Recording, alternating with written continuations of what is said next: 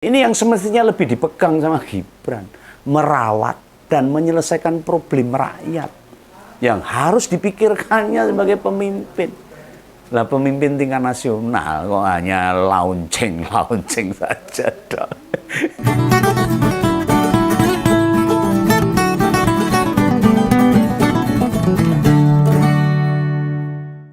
Wah, pagi tadi Begawan menerima video unik banget ini. Ya, ini soal seorang siswa SMP yang wajahnya itu mirip sama wakil presiden kita itu. Tenan itu. Kok iso ya wajah orang dewasa padha karo cah SMP itu. Ya setidaknya ini menandakan kalau Gibran itu awet muda. Ya karena gizi tercukupi dan hidupnya selalu penuh dengan kesenangan dan kecukupan. Nah, dengan kemudian Begawan berharap ya sebagai wakil presiden milenial dia melakukan gebrakan-gebrakan yang baik lah, inovasi yang ciamik lah, terobosan yang berguna bagi masyarakat, utamanya bagi masyarakat menengah ke bawah. Nah, cara bekerjanya ya jangan cuma gitu-gitu aja, tidak ada perkembangannya, katanya melompat lebih jauh aku di Solo itu ya, cuma ono tambahan sidik lah ya, dari pejabat ke pejabat yang lebih tinggi. Tapi ya bagi ngompoles dengan komposisi presiden dan wakil presiden yang menjabat sekarang ini ya mesti dimaklumi Gibran ini harus banyak kreasi, banyak belajar, banyak membaca, banyak mendengar, banyak berdiskusi itu. Ya tunjukkan wakil itu tidak hanya dimaknai awak harus sikil tanpa ndas. Artinya hanya mengerjakan hal-hal teknis saja. Cuma butuh tenaga sama waktu. Lah mana janji-janji dirimu yang pengen memperlihatkan bila anak milenial itu juga mampu berprestasi di pemerintahan? Kami rakyat ini butuh bukti, bukan cuma butuh omong-omong. Apa sih beda wakil rakyat dari anak muda dengan wakil rakyat yang sudah lebih matang? Nah, sampai detik ini loh kita belum melihat satu pun yang istimewa. Ingat loh, bukan asal beda ini, tapi beda yang berdampak besar atau luas atau signifikan lah, terutama pada rakyat kecil. Misalnya ini aplikasi Clue di zaman Pak Ahok gubernur itu genah banget perbedaannya. Program Joko Tonggo saat pandemi atau Kartu Tani di Jawa Tengah saat Pak Ganjar Pranowo sebagai gubernur yang memberi dampak signifikan pada masyarakatnya. Atau di Jawa Timur itu penataan tata kota Surabaya waktu dipimpin Bu Risma sebagai wali kota. Wabeh masyarakat tuh ngerasa. Lah ini ini Gibran ini kami tunggu.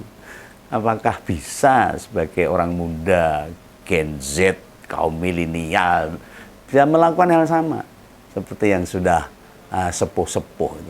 Nah, beberapa kritik yang sudah Begawan lontarkan sebelumnya dan kemarin di akhir pekan itu, Gibran meluncurkan kanal lapor Mas Wapres. Kalau di Solo itu lapor Mas Wali.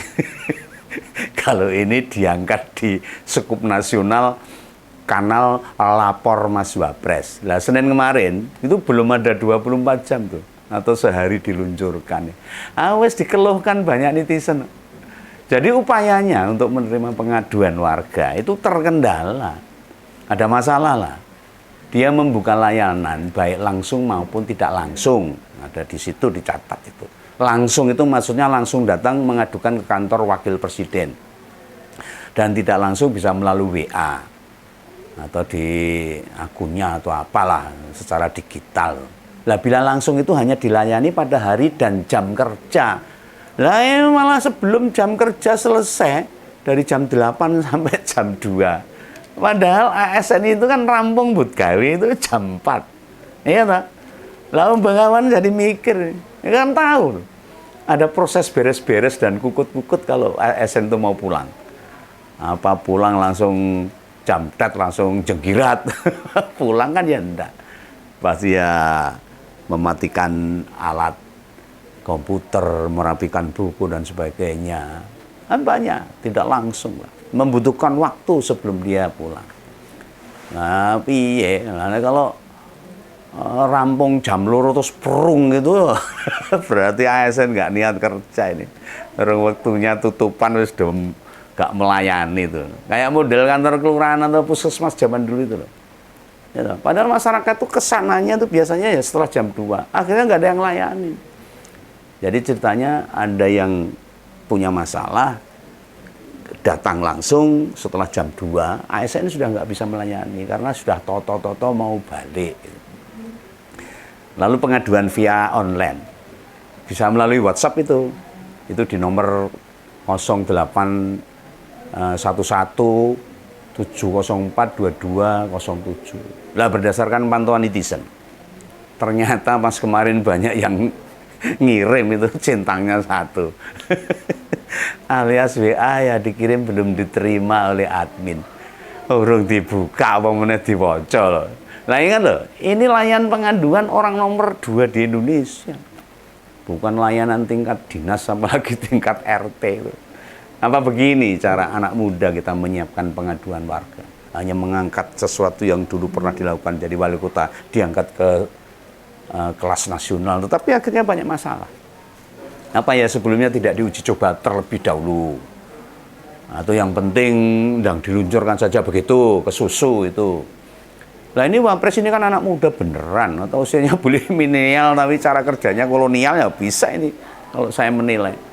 Cara ngoyak waktu sesegera, bentang rampung, ya mungkin meluncurkan kanal aduan itu bagus sebenarnya. Ini naik ke susu, kemrungsung, akhirnya banyak masalah. Nah, tapi idealnya kendala teknis maupun non teknis itu tidak boleh jadi rintangan sebagai program itu tingkat nasional loh. Mestinya ada fase trial and error agar mitigasi atau kendalanya. Call center ada di mana-mana. Segera dicarikan itu solusinya. Permasalahannya, jalan keluarnya. Nah, seorang pemimpin yang baik, itu bukan pemimpin yang cepat mendengarkan keluhan rakyat. Bukan. Mau ngerungok ketok itu bukan. Melainkan pemimpin yang cepat dalam menyelesaikan keluhan yang dirasakan rakyat. Harusnya loh, ngertilah kayak gini nih.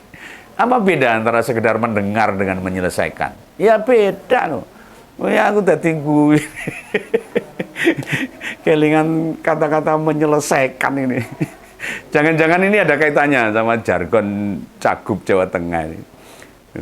Jargonnya ya isone mau ngopeni karo nglakoni, menghidupi dan menjalani sak dermo nglampahi. Ya harusnya nggak begitu. Nah, sebagai pemimpin itu harus punya visi misi yang jelas, yang kuat maknanya, yang bisa betul-betul membuktikan bisa menyelesaikan masalah masyarakat. Lah Pak Gibran juga nggak tahu ada prinsip yang lebih pas, ngurumati dan ngerantasi. Mungkin ya tiru-tiru Jawa Tengah, tapi kan lebih pas itu loh dengan kata-kata Jawaan ini. Ini yang semestinya lebih dipegang sama Gibran, merawat dan menyelesaikan problem rakyat yang harus dipikirkannya sebagai pemimpin. Lah pemimpin tingkat nasional kok hanya launching saja dong. Tidak peduli itu follow up-nya seperti apa ini. Tindak lanjutnya bagaimana kan nggak ngerti tuh. Ingat loh, kanal pengaduan itu jangan levelnya kayak mobil curhat Kang Emil yang ada di Jakarta itu, di Bandung bawa ke Jakarta. Itu jadi bagian namanya keluhan tuh. Nah, bila nanti hanya menerima keluhan tanpa ada penyelesaian solusi permasalahannya, ya persis kayak tempat sampah.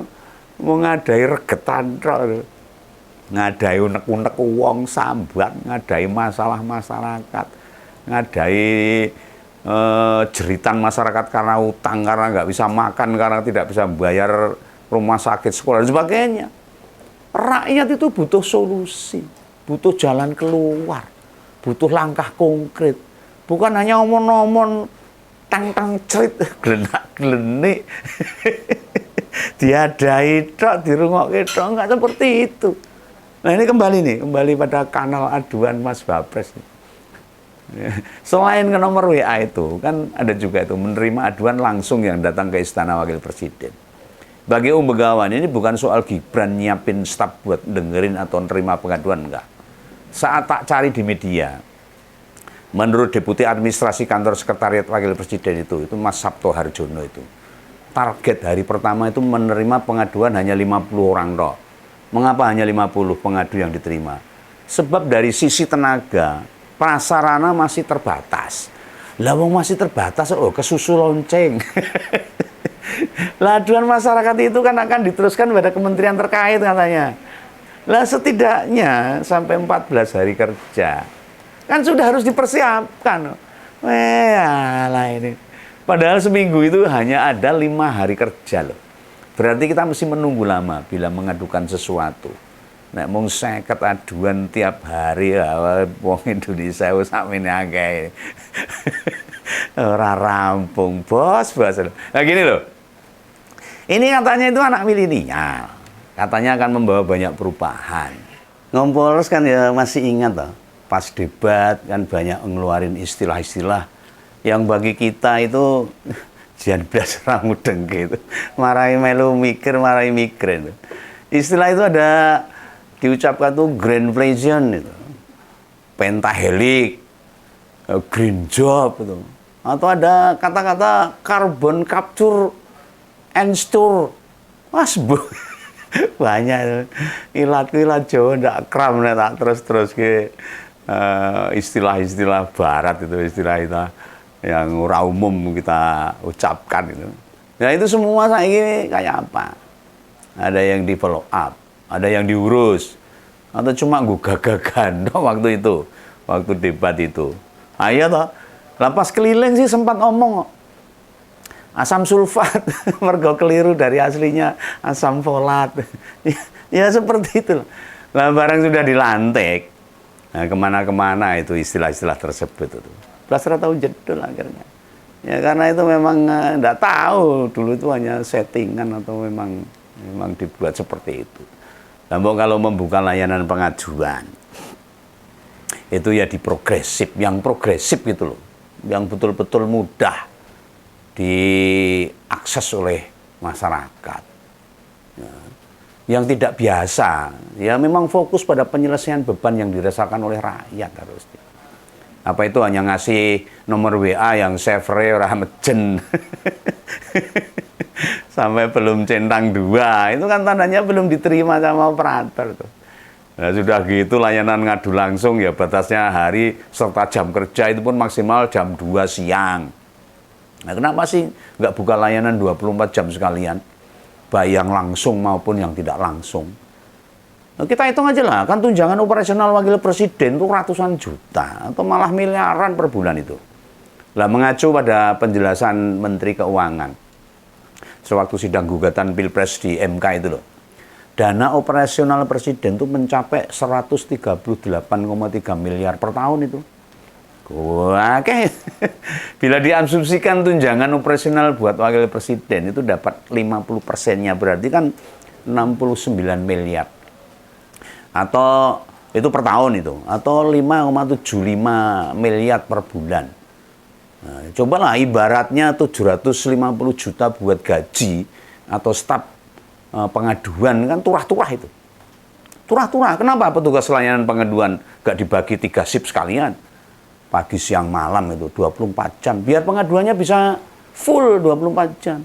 Sehingga mau siapapun yang datang, jam berapapun tiba atau pas kebetulan ada di Jakarta, bisa langsung ke Istana Ngapres tanpa dibatasi waktu. Ingat loh, masih banyak masyarakat kita yang belum pernah sekalipun ke Jakarta. Ada. Kalau tuh bisa ke Jakarta kadang ya pas tugas kantor atau pas jagong. Apakah besuk saudaranya yang di Jakarta. Tidak melulu langsung Jakarta. Jarang itu. Malah ada yang sama sekali belum ada yang pernah ke Jakarta. Nah ini mungkin yang pas piknik juga ada itu. Bila hanya dibatasi hari maupun jam kerja. Tidakkah kasihan pada mereka, pada masyarakat, pada warga? Cara membuat aduan itu Mbak, jangan dianggap kelasnya waktu jadi wali kota di Surakarta. Itu pernah ada itu. Yang programnya seperti itu. Jelas beda banget loh ini. Dulu Gibran sebagai wali kota hanya melayani 500 ribuan jiwa yang tersebar di 54 kelurahan dengan 5 kecamatan. Nah, ini repot nih seandainya segala fasilitas, gaji rumah dinas, kendaraan dinas, dana operasional wis makin tinggi, tanggung jawabnya kelas wali kota Mas Ian. Harus ingat sekarang itu presiden. Wakil presiden. Sekarang itu wakil presiden, orang nomor 2 di Indonesia. Dan mikirnya itu jangan seperti di Solo, jangan hanya di Jakarta saja, tetapi dari Sabang sampai Merauke. Oh iya, dulu dia kan masih di backup bapaknya itu. Jadi kelihatannya ketok pinter dan ketok gagah, ketok lancar semuanya. Sehingga segala tanggung jawabnya ada yang ngebantu.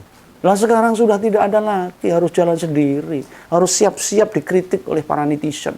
Harus siap-siap dikritik oleh para akademisi, para budayawan dan sebagainya. Ya harus siap. Makanya saya mengingatkan kalau membuat program yang progresif, yang mudah diakses, diterima, atau pelayanan kepada masyarakat bisa lebih mudah masyarakat memakai fasilitas itu, kan gitu. Itu ya, supaya masyarakat lebih paham ini dari Om Begawan ini. Sampai di sini, sampai bertemu di lain kesempatan. Semoga tidak bosan dengan ngompol. Dadah, salam Begawan.